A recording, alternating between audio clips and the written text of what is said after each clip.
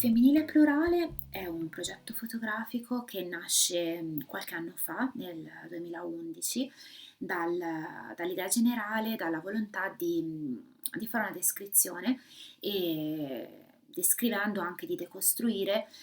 questa categoria che ho scelto, questa categoria di femminile. Potevo scegliere qualsiasi tipo di altra categoria, ho deciso di appunto di esplorare quella nella convinzione più generale, quindi nella premessa teorica, che una categoria non possa esistere, quindi non esiste una categoria universale senza le soggettività, gli enti, le persone che poi incarnano questa categoria, cioè senza le persone che poi la fanno propria, la mettono in atto, la performano, la vivono e quindi gli danno poi sostanza. La mia formazione è filosofica, in particolare decostruttivista, e quindi vedo un po' il mondo come una rete di relazioni costruite e anche insomma le persone, i modi di essere delle persone, i modi di essere tra le persone come frutto, no, di processi che vengono costruiti in se stessi, fra se stessi e l'ambiente, in una continua interazione, in un continuo scambio, in un continuo cambiamento sia sincronico che diacronico. Quindi come una cosa viene costruita può anche essere decostruita. E questo era un po' il desiderio che mi ha spinto appunto a chiedere a varie persone, a varie soggettività, che rapporto avessero con la femminilità. Con la femminilità intanto come tutta quell'insieme di valori, codici di comportamento, ideali, normatività veicolato dalla società, di questo dato momento storico, e quindi ho chiesto loro se si riconoscessero in qualche o quali eventualmente dei canoni considerati convenzionalmente, no, come femminili, quindi di riconoscibilità femminile. Se sì, in quali, e se no, perché. E poi anche quale fosse proprio il loro peculiare rapporto con la femminilità, cioè quali fossero gli aspetti di loro stesse, asterisco, che riconoscevano nel loro modo peculiare, individuale e irriducibile, quindi come femminili e perché. Quindi quale fosse proprio il modo di mettere in atto la femminilità in modo totalmente libero. Da questa serie di domande da altre, insomma, da vari racconti, dall'interazione sono nate questi ritratti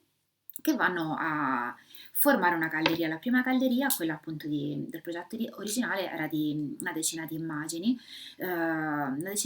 molto diverse tra di loro, anche proprio come stile, come post-produzione, come inquadratura, sembravano scattate da tante persone diverse. Mi sembrava che fosse il modo più fedele possibile per rendere proprio l'irriducibilità di ogni individualità, cioè per dare in qualche modo il giusto peso alla diversità, alle differenze che di fatto comunque stavo incontrando nel mio cammino, nel mio progetto, nel mio lavoro fotografico.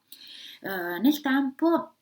non ho smesso di guardare alla realtà in questo modo, il progetto è stato un po' fermo, è stato esposto tale e quale in varie personali, in varie collettive, però quest'anno quando si è presentata l'occasione del Festival Prospettive di Genere, per la quale fra l'altro ringrazio l'Istituto Storico della Resistenza di Firenze, ho pensato di riprendere in mano il progetto e di cambiarlo un po', di metterlo, di riportarlo un po' a nuovo. Quindi ho pensato innanzitutto che il modo migliore per portare avanti un progetto del genere era portarlo avanti, cioè di non considerarlo mai come un'opera chiusa, ma di considerarlo invece appunto come un'opera aperta, un'opera sempre aperta, una specie di cantiere, però invece che un cantiere di costruzione, un cantiere di decostruzione continua. Un modo per smantellare un po' certi stereotipi o comunque di problematizzare, no, i modi di essere in un determinato modo, in questo caso appunto femminile, qualsiasi cosa questa parola, questa categoria possa voler dire per le varie persone. Quindi è nato questo Femminile Plurale Project, che ha anche una pagina Instagram, cioè al momento è ubicato anche su una pagina Instagram. Perché? No, intanto perché chi voglia partecipare può contattarmi in privato, e poi perché vorrei che fosse anche un luogo sociale, quindi in questo senso un po' etimologico anche del social, per il confronto, quindi non soltanto feedback da parte di chi abbia voglia di vedere questo progetto, ma anche scambio proprio di idee e continuo confronto, continua discussione su che cosa viene inteso come femminile dalle varie persone e perché. Quindi un luogo di scambio, un luogo proprio di confronto diretto,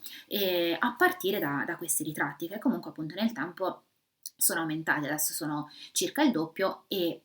sto ancora aspettando di farne altre, altre persone hanno risposto e spero di farne altre ancora, insomma. Queste foto hanno tutte come filo conduttore il fatto che sono ambientate quasi tutte, tranne due, in interno, ma anche le due che non sono ambientate direttamente in un interno per motivi contingenti,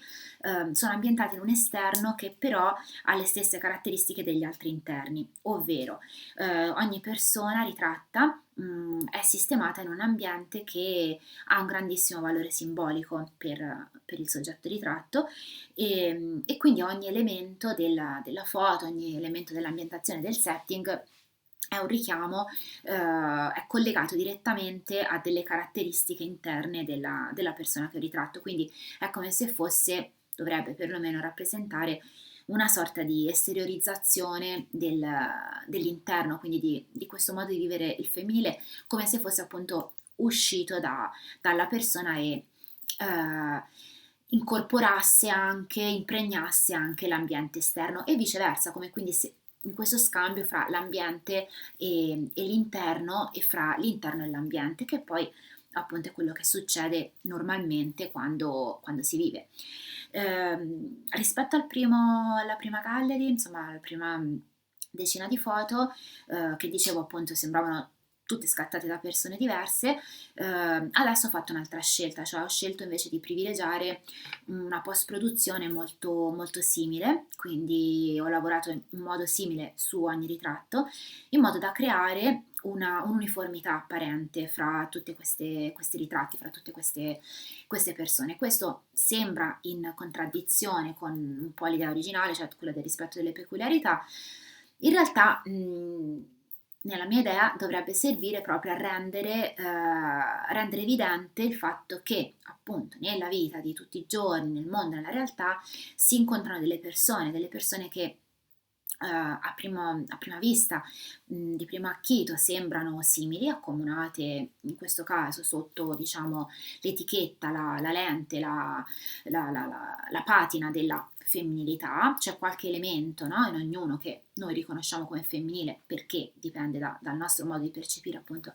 il femminile, e poi invece andando in realtà più nello specifico, quindi più nell'individualità di ciascuno, si scoprono degli elementi di irriducibile diversità e differenza. E questo è un pochino il viaggio che vi invito a fare guardando, se avrete voglia, queste foto.